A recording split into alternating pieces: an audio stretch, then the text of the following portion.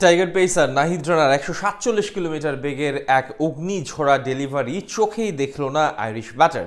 সোজা ব্যাটে খেলতে গিয়ে ফসকে গেল তার ব্যাট। ফলাফল ব্যাটের কণায় লেগে বল চলে গেছে স্লিপের হাতে।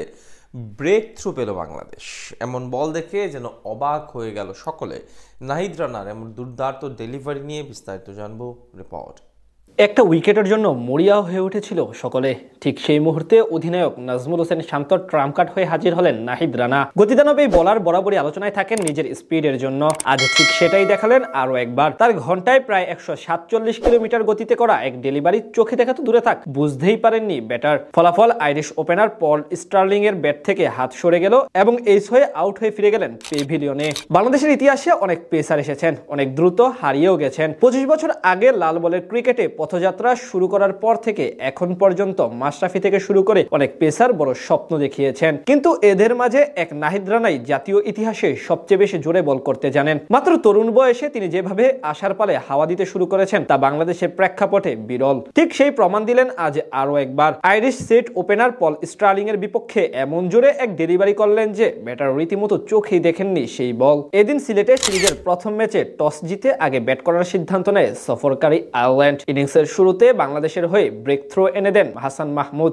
ডানহাতি এই ফাস্ট বোলারের করা চতুর্থ ডেলিভারিতে এলবিডব্লিউর ফাঁদে পড়ে আউট হন অধিনায়ক অ্যান্ড্রু বালবার্নে। কিন্তু এরপরেই টাইগার বোলারদের জন্য রীতিমতো মাথা ব্যথার কারণ হয়ে দাঁড়ান পল স্টার্লিং এবং ক্যাট কারমাইকেল। দুজন মিলে সাবলীলভাবে সামলাতে থাকেন স্বাগতিক স্পিনারদের। চা বিরতির আগে আর কোনো বিপদ আসতে দেননি নিজেদের ডেরায়। তবে বিরতি থেকে ফিরে বোলিং এ এসে সেই অসাধারণ ডেলিভারি করে ব্রেক থ্রো এনে দেন পেসার নাহিদ রানা। আজ শুরু থেকে অনেকটা ওয়ানডে মেজাজে রান তুলছিলেন পল স্টার্লিং, যার সুবাদে দ্রুত পূরণ করেন ক্যারিয়ারের দ্বিতীয় হাফ সেঞ্চুরি। কিন্তু এরপরেই আক্রমণে এসে তাকে পেভিলিয়নের পথ ধরতে বাধ্য করেন নাহিদ রানা। ম্যাচের তখন চলছিল 27তম ওভারের খেলা। নাহিদ রানার করা প্রথম ডেলিভারিটি ছিল অফ স্টাম্পের বাইরে, যেটি কভারে ঠেলে দিয়ে 2 রান নেন স্টার্লিং। এরপর দ্বিতীয় বলটি করেন শর্ট লেন্থে এবং একইভাবে স্টাম্পের বাইরে, যেটি পুল করতে গিয়ে পরাস্ত হন ব্যাটার। এবার তৃতীয় বলটিও অফ স্টাম্পের বাইরে করেন প্রায় 147 গতিতে।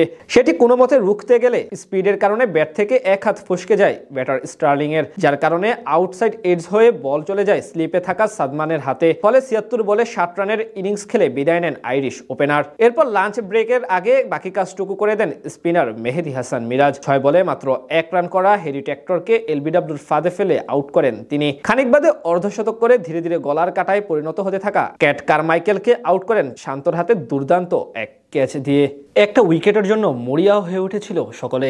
ঠিক সেই মুহূর্তে অধিনায়ক নাজমুল হোসেন শান্তর ট্রাম্প কার্ড হয়ে হাজির হলেন নাহিদ রানা। সব মিলিয়ে লাঞ্চ ব্রেকের আগে 4 উইকেট তুলে নেয় বাংলাদেশ।